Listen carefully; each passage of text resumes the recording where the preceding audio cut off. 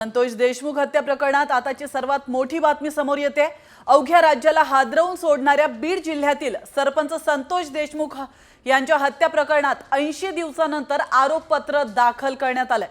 तर सीआयडीने दाखल केलेल्या या आरोपपत्रात वाल्मिक कराड हाच संतोष देशमुख यांच्या हत्या प्रकरणाचा मुख्य सूत्रधार असल्याचं नमूद करण्यात आलंय। त्यामुळे वाल्मिक कराड भोवती आता कारवाईचा फास आवळला गेलाय। मकोकाच्या गुन्ह्यात वाल्मिक कराड हा सध्या तुरुंगात आहे। नाही, आम्ही जे सांगत होतो खंडणी आणि खुनातले सगळे आरोपी एकच आहेत, ते जे तपासात सिद्ध झालेलं आहे तीच फक्त माहिती समोर आलेली आहे आणि तीच खरी आहे। म्हणून तुमची पहिली प्रतिक्रिया जे PCR झाले, जे MCR झाले, त्याच्यातून ही माहिती समोर आलेली आहे। म्हणजे जे पहिला आरोपी ते शेवटचा आरोपी, मग सुरुवातीचे आरोपी कोण, मुख्य आरोपी कोण, यांनी ज्या भूमिका मांडल्या, ह्यांनी जे जाळं पसरवलेलं होतं त्याच्यातून ते सिद्ध झालेलं आहे। आणि आम्ही देखील तेच म्हणत आहोत की हेच सगळे मुख्य सूत्रधार आहेत आणि त्या सूत्रधाराच्या संघटित गुन्हेगारीतून आमच्या भावाचा खून झालेला आहे। तर आरोपपत्रामध्ये काय नमूद करण्यात आलंय आपण पाहूयात ग्राफिक्सच्या माध्यमातून। वाल्मिक कराडच संतोष देशमुखांच्या हत्येचा सूत्रधार असल्याचं आरोपपत्रात नमूद करण्यात आलंय।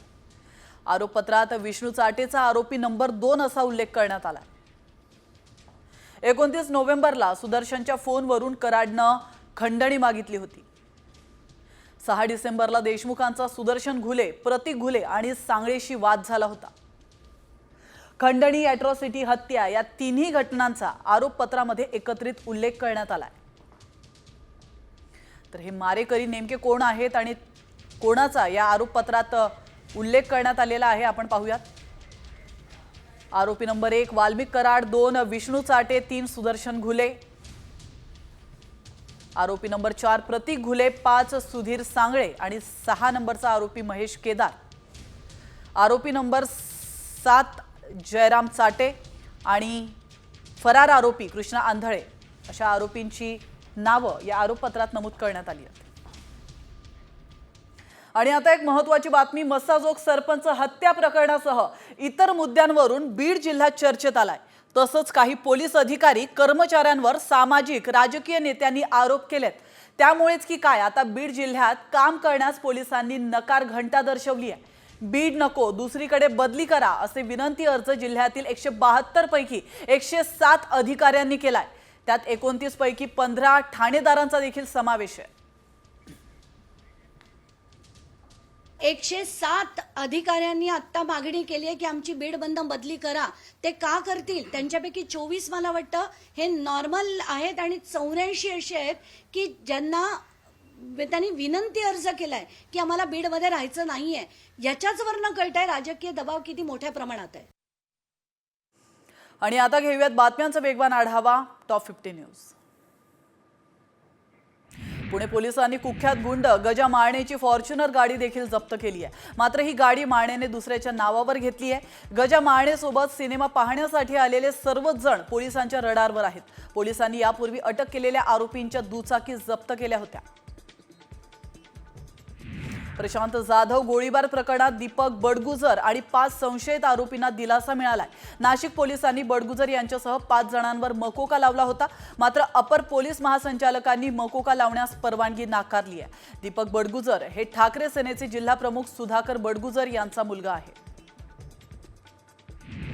बुलडाण्यात स्वाभिमानी शेतकरी संघटनेनं मराठीच्या मुद्द्यावर बँकेत गोंधळ घातलाय। मराठी न बोलता येणाऱ्या खामगावच्या बँक ऑफ बडोदाच्या मॅनेजरला त्यांनी धारेवर धरलं।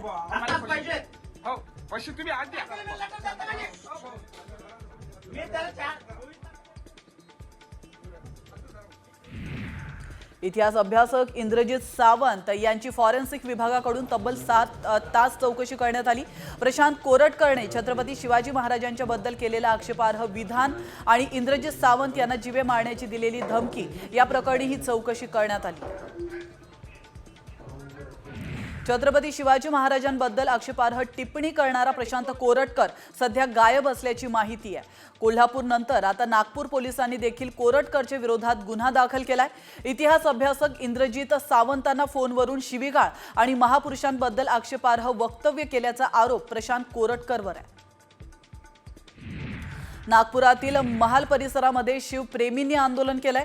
छत्रपती शिवाजी महाराजांबद्दल प्रशांत कोरटकर आणि सोलापूरकरांनी केलेल्या वक्तव्याचा निषेध या ठिकाणी नोंदवण्यात आलाय। छत्रपती शिवाजी महाराजांच्या पुतळ्याजवळ एकत्र येत जोरजोरात घोषणाबाजी करत आंदोलन करण्यात आलं।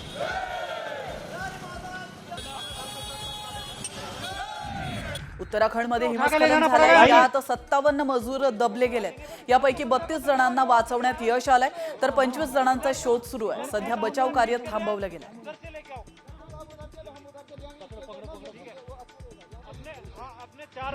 ऋषिकेश बद्रीनाथ महामार्ग पूर्णतः ठप्प झालाय। महामार्गावर पडलेल्या ढिगाऱ्यामुळे महामार्ग बंद झाल्याचं कळतंय। सततच्या पावसामुळे मार्गावर डोंगर खचतोय। काल रात्रीपासून कर्णप्रयागजवळ जोरदार पाऊस कोसळत होता।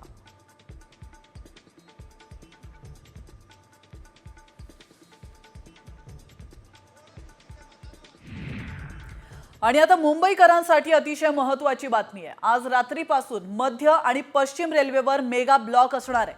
पश्चिम रेल्वेवर ग्रँट रोड ते मुंबई सेंट्रल दरम्यान पुलाच्या कामासाठी 13 तासांचा हा ब्लॉक घोषित करण्यात आलाय। मेगा ब्लॉकमध्ये मध्य रेल्वेच्या 168 लोकल फेऱ्या रद्द करण्यात आल्यात। हार्बर आणि पश्चिम रेल्वेवरील ब्लॉकमुळे 227 लोकल फेऱ्या रद्द राहणार आहेत। मध्य आणि पश्चिम रेल्वेवर कुठे आणि किती वेळ मेगा ब्लॉक असणार आहे आपण पाहूयात। तर CST ते भायखळा वडाळा रोड असा हा मेगा ब्लॉक असणार आहे 10 तासांसाठी। आज रात्री 11:15 तर उद्या सकाळी 9:15 हा मेगा ब्लॉक असणार आहे। मार्ग अप डाऊन, स्लो, फास्ट आणि हार्बर अप डाऊन।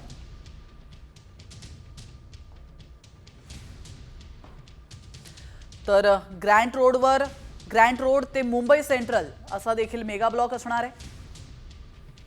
वेळ आज रात्री 10 ते उद्या सकाळी 11 वाजेपर्यंत।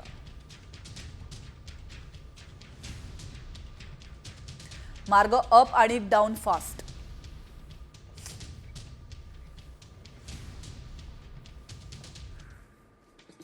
आजपासून व्यावसायिक गॅस सिलेंडरच्या किमतीमध्ये 6 रुपयांनी वाढ झाली आहे। कंपन्यांनी सिलेंडरच्या किमती वाढवण्याचा निर्णय घेतल्याने महागाई वाढण्याची शक्यता आहे। 19 किलोच्या व्यावसायिक गॅस सिलेंडरची किंमत 1797 रुपयांवरून आता 1803 रुपयांवर पोहोचली आहे।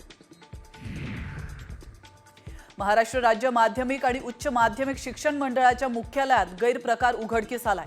जीवशास्त्र विषयाच्या मुख्य नियामकांच्या बैठकीवेळी लातूर प्रमुख नमुना उत्तरपत्रिकेचे फोटो 2 शिक्षकांना पाठवण्यात आले। मुंबई विद्यापीठाच्या पदवी प्रमाणपत्रावर मुंबई विद्यापीठ नावात चूक आढळली आहे। काही महाविद्यालयांच्या मुंबई विद्यापीठाकडे तक्रारी आल्यात। हे प्रमाणपत्र बदलून देण्याची मागणी महाविद्यालयाकडून विद्यापीठाकडे करण्यात आली आहे।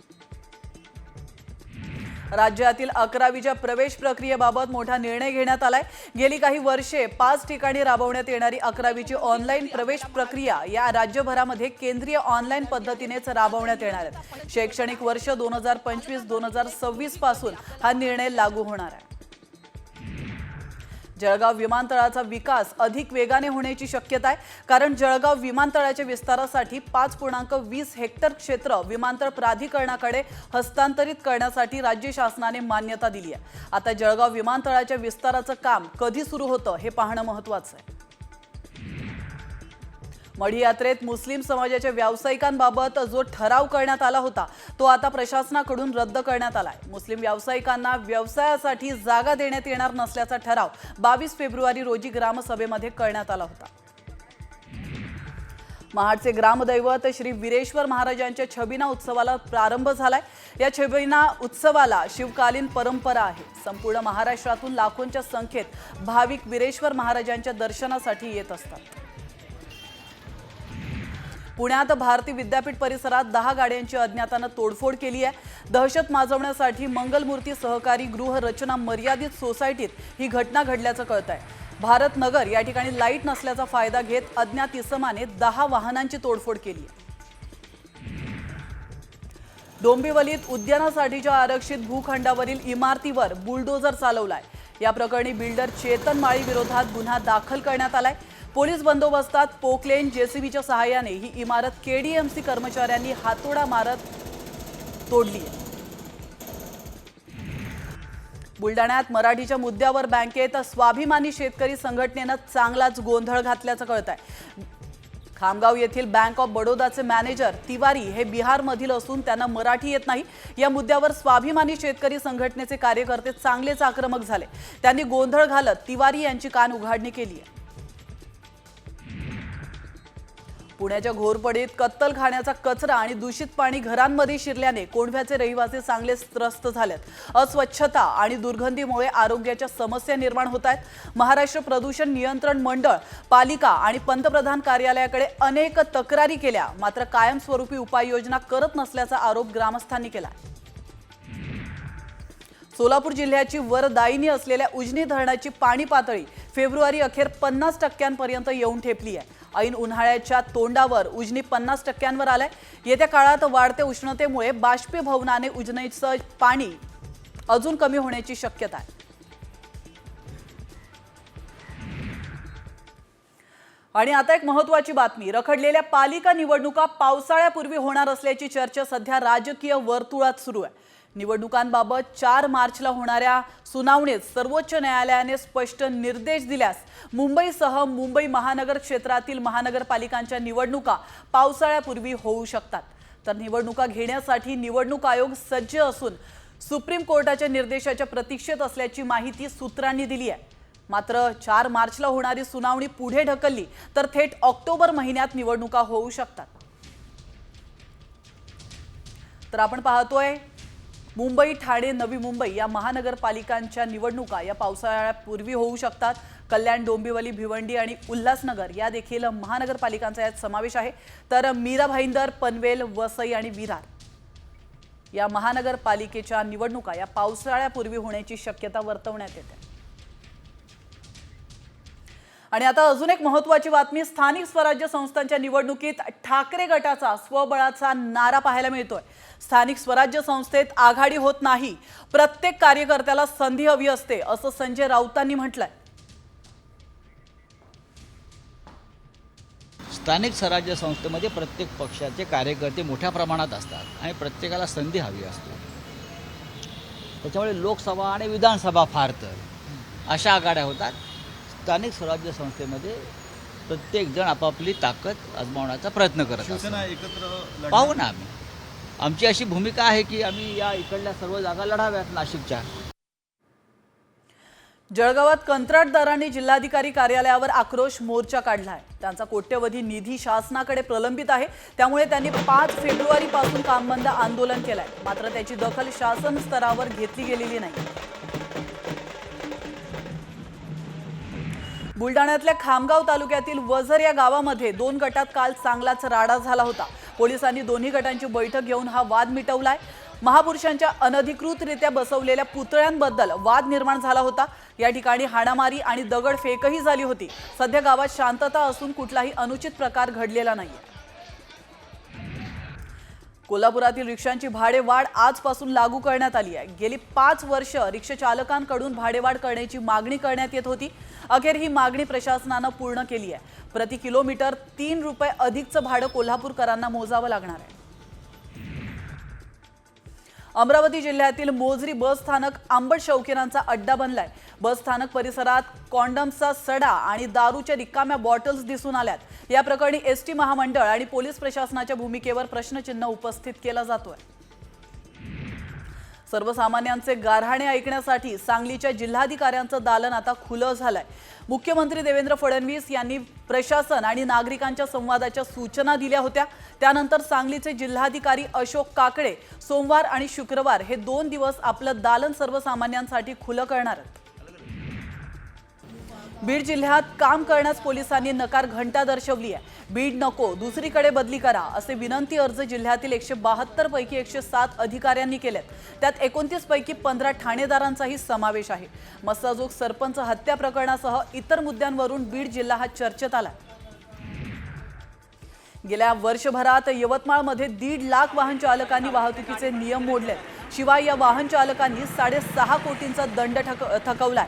यावरून यवतमाळमधील वाहन चालकांना कारवाईची भीती नसून ते बिनधास्त असल्याचं दिसून आलंय। यवतमाळच्या टिपेश्वर अभयारण्यातून धाराशिवमध्ये आलेल्या वाघाला पकडण्यासाठी वन विभागाला मिळालेली मुदत आता संपली आहे. मात्र वाघ पकडण्यात वन विभाग सपशेल अपयशी ठरलाय. 28 फेब्रुवारीला संपलेली मुदत वाढवण्याची मागणी वन विभागाकडून करण्यात आली आहे. मात्र पुन्हा मुदतवाढ मिळते का हे पाहावं लागणार आहे. विदर्भात बर्ड फ्लूची एंट्री झाली आहे. वाशिमच्या कारंजामधील खेडा जिरापुरे या गावामध्ये बर्ड फ्लूमुळे 6,831 कोंबड्यांचा मृत्यू झालाय. अकोल्यातील प्रयोगशाळेत मृत कोंबड्यांचे नमुने हे पुण्यातल्या लॅबमध्ये पाठवले गेले होते. भोपाळमध्ये देखील या नमुन्यांची तपासणी झाली आहे. त्यात कोंबड्यांचा मृत्यू बर्ड फ्लूमुळे झाल्याचं समोर आलंय. लातूरच्या निलंगा तालुक्यातील हनुमंतवाडी मुगाव शिवारात जंगली रानडुकरांनी हैदोस घातलाय. शेतकरी हरिभाऊ रुबदे यांच्या 3 एकर शेतातील नवीन लागवड केलेली केळीची बाग रानडुकरांनी रातोरात उद्ध्वस्त केली आहे. या जंगली रानडुकरांचा बंदोबस्त करून मदत करण्याची मागणी शेतकऱ्याने शासनाकडे केली आहे. हातकणंगले तालुक्यातील रामलिंग रोडवरील एका फॅक्टरीला आग लागली आहे. आळते इथल्या पत्रावळी तयार करणाऱ्या फॅक्टरीला ही आग लागल्याची माहिती आहे. आग विझवण्यासाठी अग्निशमन दलाच्या गाड्या घटनास्थळी दाखल झाल्यात आणि ही आग विझवण्यात त्यांना यश आलंय. नाशिकमधील बागलाणच्या माळगाव खुर्द जवळ शेतातील खळ्यामध्ये अचानक आग लागली आहे. शेतामध्ये रचून ठेवलेले सर्व धान्य आगीमध्ये जळून खाक झाल्याचं पाहायला मिळत आहे. शासनामार्फत पंचनामे करून मदत मिळवून द्यावी अशी मागणी शेतकऱ्यांनी केली. पालघर बिडको येथील ओसवाल इंडस्ट्रीजला देखील आग लागलेली आहे. तर सॉक्स बनवणाऱ्या कंपनीत आग लागल्यानं अग्निशमन दलाला पाचारण करण्यात आलं. सुदैवाने कुठलीही जीवितहानी या ठिकाणी झालेली नाही. मात्र आगीचं कारण कळू शकलेलं नाही. जळगावच्या एरंडोल तालुक्यात घरगुती वादातून बापाने आपल्या 22 वर्षांच्या तरुण मुलाची हत्या केली आहे. हत्येनंतर वडिलांनी आत्महत्या केली आहे. मुलगा रील स्टार होता. दारू पिऊन भांडणं उकरून काढत असल्याने वडिलांनी हे पाऊल उचलल्याचं कळत आहे. उल्वे या ठिकाणी खाडी पुलावर आढळलेल्या मृतदेहाची ओळख पटवून हत्येचा गुन्हा उघडकीस आणण्यात पोलिसांना यश आलंय. सचिन मोरे असं मृत इसमाचं नाव आहे. त्याच्या पत्नीनेच आपल्या अल्पवयीन मुलगा आणि मित्राच्या सहाय्याने त्याची हत्या केल्याचं उघड झालंय. नांदेडमधील कंधार शहरात प्रवासी घेऊन जाणाऱ्या रिक्षाचे ब्रेक फेल झाल्यामुळे रिक्षा उलटली आहे. यावेळी 6 प्रवासी आणि 1 लहान मुलगा प्रवास करत होता. त्यात 3 जण गंभीर जखमी झाले असून इतरांना किरकोळ दुखापत झाल्याची माहिती आहे. त्यांच्यावर नांदेड रुग्णालयात उपचार सुरू आहेत. मुंबई गोवा महामार्गावर रात्री वाकेड घाटामध्ये कंटेनर उलटून अपघात झालाय. अपघातानंतर कंटेनरला भीषण आग लागली होती. ड्रायव्हर क्लीनर आगीमध्ये होरपळत असताना स्थानिक नागरिकांनी त्यांना वाचवलंय. अग्निशमन विभागाने त्वरित आगीवर नियंत्रण मिळवलंय. अंबरनाथमध्ये हायवेवर रेसिंग करणाऱ्या 2 दुचाकींनी एका रिक्षाला धडक दिली आहे. यात रिक्षा उलटली आहे आणि रिक्षातील प्रवासी गंभीर जखमी झाला. या सर्व जखमींवर उल्हासनगरच्या खासगी रुग्णालयात उपचार सुरू आहेत. बातमी वाघोलीतून. वाघोलीत गांजा विक्री आणि खरेदी करणाऱ्या चौघांना अटक करण्यात आली आहे. त्यांच्यावर NDPS कायद्याअंतर्गत गुन्हा दाखल केलाय. वाघोली पोलिसांना या आरोपींच्या हालचालींवर संशय येत होता आणि त्यानंतर त्यांची चौकशी करण्यात आली आणि चौकशीतून ही बाब समोर आली आहे.